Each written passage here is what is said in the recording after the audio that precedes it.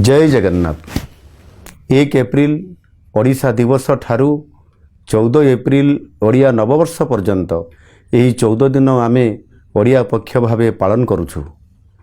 यही पक्षर प्रत्येक मुहूर्त सबु ओडियांक पई स्वाभिमान, संस्कृति, परंपरा और अस्मिता को नहीं प्रेरणार समय हेउ। ओडिया पर्व हेउ आम भाषा, साहित्य, खाद्य, पोशाक, नृत्य, संगीत और संस्कृतिर उत्सव।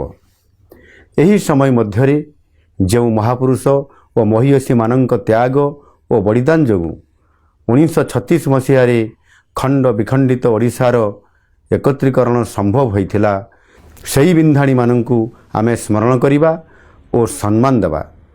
ओडिया नववर्ष एवं महाविश्व संक्रांति हेउ ओडिया भाषा, साहित्य और संस्कृतिर नुआ उद्यम, नुआ संकल्प और विकसित ओडिशार नुआ अवसर।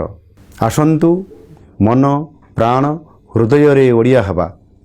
ओडिया भाषा, साहित्य, खाद्य, पोशाक एवं संस्कृति को आम दैनंदिन जीवनर अंश करिबा एवं एक स्वाभिमानी ओडिशा गढ़िबा।